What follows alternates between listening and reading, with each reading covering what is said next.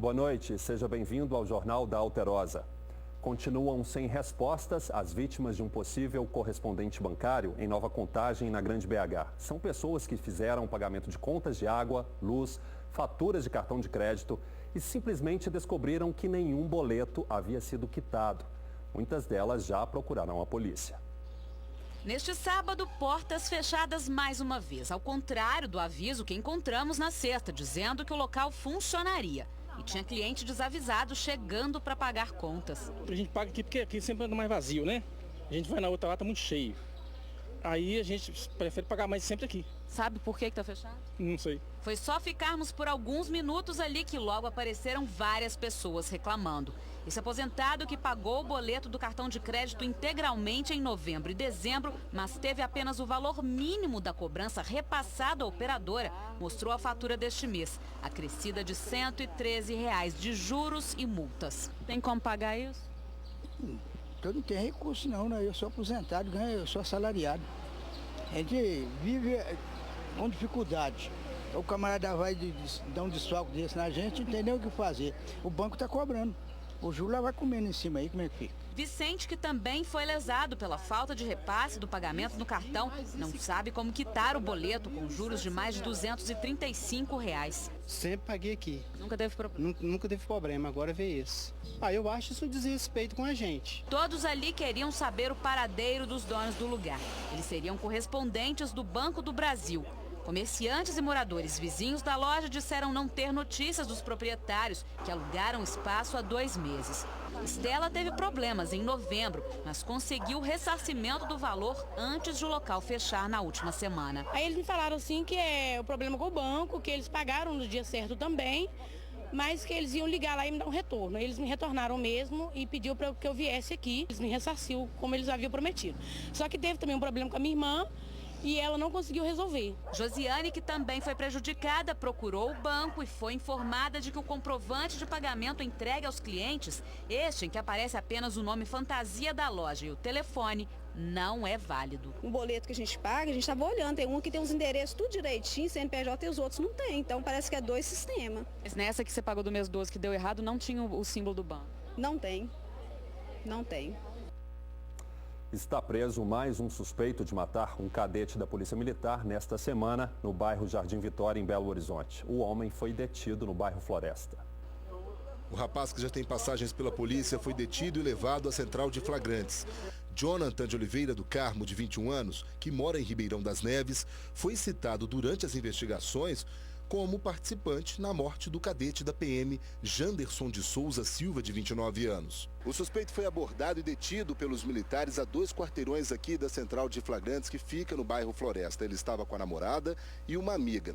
Ele chegou a contar para os policiais que estava vindo para cá para se entregar, mas logo em seguida se confundiu na justificativa. Ele fala que não sabe o que está acontecendo, não sabe por que o nome dele está envolvido, não conhece ninguém que participou desse crime, que foi preso até agora. Ele falou que viria se apresentar, mas falou que não sabe o que está acontecendo. Aí depois, na hora que ele viu o erro que ele cometeu, ele falou assim, não, eu vim perguntar o que está acontecendo. Ainda segundo o comando do batalhão Rotan, Jonathan teria tentado fugir e ainda chegou a mudar o visual para despistar a PM. Quando deparamos com ele está de cabelo preto, de bermuda e de chinelo, diferente do jeito que ele saiu de casa. Nesse trajeto ele se descaracterizou.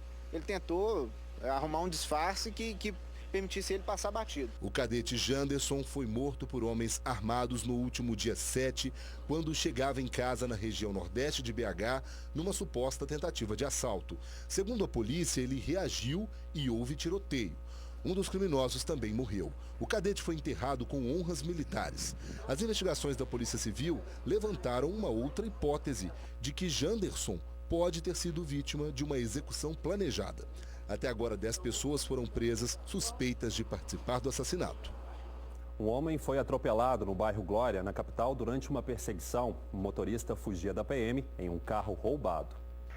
O vídeo enviado por um telespectador mostra a vítima presa entre o carro e a parede. Disseu Vitorino de Oliveira, de 50 anos, estava passando pela calçada desta padaria quando foi atropelado. Ele foi socorrido por uma equipe do SAMU.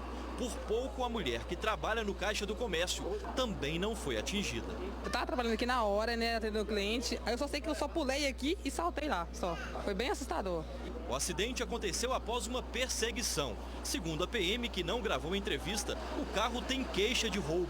O motorista teria fugido em alta velocidade depois de avistar os militares. Eu estava descendo a principal aqui, aí eu vi esse carro Honda Fit na frente de uma viatura bem rápido mesmo, devia estar uns 80, 100 km.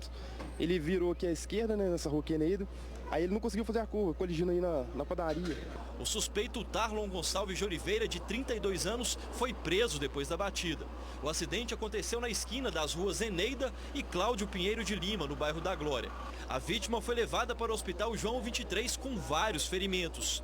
Emocionada, a esposa do homem atropelado não falou com a imprensa. O motorista também foi levado para o hospital. Ele e a vítima não correm risco de vida. Um acidente envolvendo 2 carros deixou pelo menos 3 feridos nessa tarde em Belo Horizonte. A batida foi no bairro Santa Efigênia. Segundo testemunhas, a picape Estrada avançou o sinal na rua Álvares Maciel e bateu no Space Fox, que seguia pela Avenida Brasil. Equipes do Corpo de Bombeiros e do SAMU foram acionados para atender a ocorrência. Algumas infrações de trânsito, muitas vezes desconhecidas por motoristas e passageiros, têm chamado a atenção dos órgãos que fiscalizam o tráfego de veículos nas cidades e nas rodovias. Por isso, é bom ficar atento às recomendações sem se descuidar da segurança. Estradas cheias, muita gente de férias. É tempo de relaxar, mas sem deixar de seguir as regras de trânsito, certo? A atenção redobrada, tem que ser sempre, né? Não pode fazer nada mais, exceder limite de velocidade, jamais. De acordo com a Polícia Militar Rodoviária, a infração mais comum em Minas de janeiro a novembro de 2015 foi a falta do uso do cinto de segurança pelos motoristas, responsável por 20% das 52 mil autuações no período no estado. E olha que está todo mundo cansado de saber que o cinto é obrigatório, né? Agora, tem algumas situações muito comuns nas férias, inclusive, que também geram multas, pontos na carteira e podem motivar a apreensão do veículo. E é só circular um pouco para flagrar algumas delas. Moto com farol apagado é infração gravíssima, soma 7 pontos na carteira e suspende o direito de dirigir. Usar calçados que não firmam nos pés, como chinelos, também não pode, mais 4 pontos na carteira. Só que eu tiro o chinelo e vou descalço. Então, descalço, eu creio que não tem problema. Chinelo é que é o problema. É isso. Dirigir com o braço para fora do carro é infração média. Vidros com película sem a devida transparência, multa grave. Assim como o som do carro em volume muito alto. E tem mais. Transportar o animal, o cachorrinho ou o embrulho, uma pessoa mesmo, uma criança no colo ou do lado esquerdo do motorista, é infração de trânsito. Dirigir falando ao celular, aquela piscadinha de farol para avisar de uma blitz, coisa desse tipo, também constitui infração. Você só utiliza o farol, um acionamento rápido para avisar de um perigo, de uma emergência. E essas outras, você sabia? Carro parado na estrada por falta de combustível, sabia que dá multa? Eu sei. Atirar objeto de dentro do carro? Também não. Transportar gente no compartimento de carga? Também não pode, é proibido. 2 mãos firmes no volante, fé em Deus e pé na estrada. E atenção motoristas, o trecho da BR-040 entre Contagem e Juiz de Fora vai ter o tráfego alterado a partir das 11 da noite deste domingo por causa do deslocamento de carga excedente. A previsão é de que o veículo transportador percorra a rodovia durante os próximos 10 dias até Juiz de Fora. O deslocamento do conjunto de mais de 300 toneladas vai ocupar 2 faixas no sentido Rio de Janeiro e será acompanhado por escolta com apoio das polícias rodoviárias e equipes de operação da Via 040. Vale lembrar que entre o anel rodoviário de Belo Horizonte e o trevo de acesso a Ouro Preto, o transporte será realizado de madrugada. No restante do percurso, até Juiz de Fora, o deslocamento vai ocorrer no período diurno. Integrantes de movimentos contrários ao reajuste das tarifas do transporte público de Belo Horizonte prometem novas manifestações no centro da cidade. Centenas de pessoas saíram às ruas nesta sexta para pressionar a justiça a derrubar os novos valores que entraram em vigor no dia 3 de janeiro. A concentração foi na rua Rio de Janeiro, no quarteirão fechado da Praça 7. Com batuques, faixas e bandeiras, os manifestantes do movimento Passe Livre repudiaram o último aumento da passagem de R$ 3,40 para R$ 3,70, um reajuste considerado por eles abusivo. A concessão do serviço de transporte é uma escolha política, ela é feita nos gabinetes entre o poder público e as empresas, e há uma escolha política clara de não mexer no lucro do empresário, mesmo que isso implique aumentar o custo de vida do cidadão brasileiro. De acordo com a organização do movimento, que também aconteceu de forma simultânea no Rio de Janeiro e em São Paulo, cerca de 1.000 pessoas aderiram ao protesto na capital mineira. Mas a corporação da PM falou em apenas 250 manifestantes. Eles fecharam o cruzamento das avenidas Afonso Pena e Amazonas e deram uma volta ao redor do Pirulito. Toda a movimentação foi acompanhada pelo batalhão de choque. Nos pontos de ônibus, muita gente se mostrou a favor do protesto. Este foi o terceiro aumento desde dezembro de 2014. Em 1 ano e 5 dias, o reajuste acumulado chegou a quase 30%. Com isso, neste período, a tarifa saltou de R$ 2,85 para R$ 3,70 para as linhas tradicionais. Curto espaço de tempo, o aumento foi muito grande. O aumento é um absurdo, né? Porque já aumentou uma vez, já aumentou outra, a justiça bloqueou, eles aumentaram. Nós estamos passando até por cima da justiça. O mercado de trabalho está difícil, então a pessoa que sai para procurar trabalho, desempregado, paga R$ 3,70 para ir num determinado ponto, volta com R$ 3,70 e às vezes tem que pegar 2 conduções, ainda volta seu emprego, ainda perde dinheiro com isso. É justo? Não é justo, né? A manifestação também seguiu para a Praça Raul Soares. Em sinal de revolta, uma catraca foi queimada.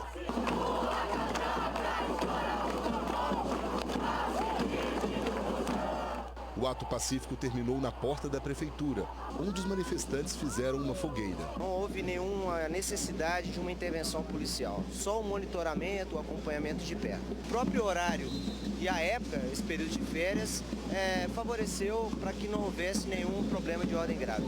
Na tentativa de barrar o reajuste, a Defensoria Pública de Direitos Humanos ajuizou esta semana uma ação cautelar incidental, que prevê a suspensão da elevação do atual preço das passagens. Nossa expectativa é que essa liminar seja apreciada rapidamente, antes mesmo do julgamento do nosso recurso. Então volta esse valor para o 3,10, esse aumento de fim de ano ele incide sobre os 3,10 e a gente continua discutindo a revisão contratual com todos os seus impasses, com todas as ilegalidades que nós levantamos.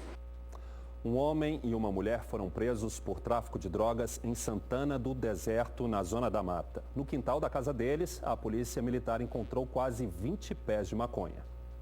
Os pés de maconha foram arrancados pelos policiais militares. A perícia foi ao local para confirmar que as plantas eram maconha. Um homem de 38 e uma mulher de 33 anos, donos da casa, foram presos. A PM chegou ao local após uma denúncia anônima. O suspeito não quis gravar a entrevista e nem permitiu nossa entrada na casa, mas nós conseguimos autorização para vir por um outro terreno até o lado de fora do quintal dele. E daqui dá para ver parte da plantação de maconha. Foram encontrados 17 pés da droga, mudas, sementes, uma porção prensada, seda e pontas de cigarro. O músico de 38 anos disse que tudo era para consumo próprio, mas para a polícia a quantidade de maconha encontrada configura tráfico de drogas. Então logo nós recebemos a denúncia, nós fizemos um trabalho para ver a movimentação que se encontrava ao redor da casa e através, no fundo da casa existe um riacho e um pasto. Militares nossos tiveram esse acesso a esse pasto, e desse pasto eles conseguiram visualizar pés semelhantes a cannabis sativas. A maconha era plantada em vasos e só depois ia para o fundo do quintal. Alguns pés chegavam a quase 2 metros de altura. Uma criança e um adolescente estavam na casa quando a polícia chegou ao local.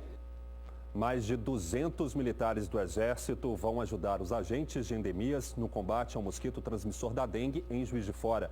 Quase 5.000 casos da doença foram registrados na cidade só no ano passado. Os moradores do bairro Santa Cecília, na zona sul de Juiz de Fora, receberam a visita de um mutirão para vistoriar possíveis locais com foco do mosquito da dengue. Os agentes se dividem em grupos para dar conta do serviço, enquanto uns abordam os moradores de casa em casa. Equipado com um aparelho fumacê, esse outro agente espalha inseticida pelas ruas do bairro. Em parceria com o Departamento de Limpeza Urbana do município, o trabalho também é concentrado no recolhimento de entulhos. No horário agendado, os moradores colocam os resíduos que podem ser criadouros de larvas nas portas de casa. A gente precisa da colaboração dos moradores e cada um tirar 10 minutos do seu tempo por semana, olhar a sua residência, que vai resolver esse problema. Aqui em Juiz de Fora foram registrados 4.518 casos confirmados de dengue no ano passado. Nenhuma pessoa morreu.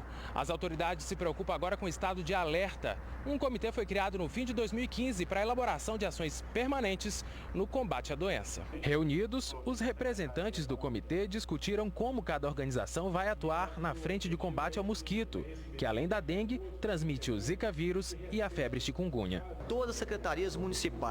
Temos a parceria também com o Estado, através da Superintendência Regional, que irá fazer um trabalho em conjunto, inclusive de recursos financeiros para a Prefeitura de Juiz de Fora, no sentido de combate à dengue, e agora a participação do Exército. A 4ª Brigada em Juiz de Fora vai reforçar o trabalho dos agentes epidemiológicos nas ruas. A orientação é do Ministério da Defesa. Os militares do Exército vão passar por um treinamento antes do trabalho de campo. Aproximadamente 230 militares. Esses militares são divididos em 3 grupamentos. Um irá atuar no mês de janeiro, mês de fevereiro e mês de março. Em Belo Horizonte, a ajuda tem vindo do céu. A utilização de drones para tentar rastrear possíveis focos do mosquito Aedes aegypti é intensificada nas regiões mais críticas. Os 3 equipamentos da empresa Drone 99 sobrevoaram o bairro Boa Vista atrás de locais que podem servir como abrigos para o mosquito da dengue. A ideia é utilizar a tecnologia para ajudar os agentes que combatem o Aedes aegypti. Os drones procuram caixas destampadas e telhados que acumulam água. O objetivo da equipe de pilotos voluntários é criar um relatório com os pontos mais críticos e ajudar no mapeamento dos focos na capital. Segundo a Prefeitura, foram confirmados mais de 15 mil casos de dengue em 2015. A região norte é a mais crítica, com mais de 3 mil ocorrências, seguidas da Regional Noroeste e Barreiro. O ensaio do bloco Baianas Ousadas embalou uma multidão neste sábado em Belo Horizonte. Os foliões lotaram o Largo da Saideira, na região nordeste da cidade. Tem especial essa festa? Não sei explicar. Eu acho que o brasileiro já nasce com isso no sangue. Tá bom, pode até ser difícil explicar por que o brasileiro gosta tanto de carnaval, mas sentir essa energia, aí é bem mais fácil, né? E se tá no sangue mesmo, a Luísa, de 1 ano e meio, é a prova disso. Já nasceu gostando de carnaval. Aí quando nós subimos da festa hoje, colocamos a roupinha e viemos. E olha que foi apenas o primeiro ensaio das Baianas Ousadas, que todos os anos leva muito axé às ruas da cidade. Vários integrantes do bloco se reuniram no Largo da Saideira, no bairro União, para colocar os passos e o ritmo da bateria em dia. Carnaval é a festa da alegria, né? Belo Horizonte está resgatando isso, está muito bem, parabéns. Ano passado a gente já aproveitei os blocos e esse ano parece que está mais organizado ainda, impressionante, tá superando. Até o carnaval, o bloco deve fazer mais 3 ensaios. Afinal de contas, a bateria das Baianas Ousadas é uma das mais queridas da capital. No ano passado, cerca de 100 mil pessoas pularam, cantaram e se divertiram muito atrás do trio do grupo. Pela multidão que acompanhou a prévia do tão esperado dia da apresentação, ficou fácil perceber. O Carnaval de BH deve ser sucesso de público mais uma vez. Pela primeira vez eu vou passar aqui. Eu era meio relutante, porque estava começando a ficar famoso, mas tá todo mundo falando tão bem que ok, rendi, esse ano eu tô passando em BH.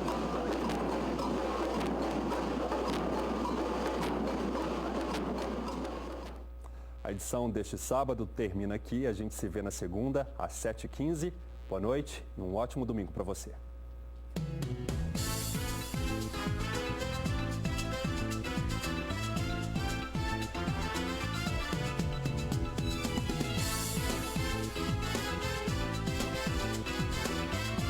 Jornal da Alterosa, segunda edição.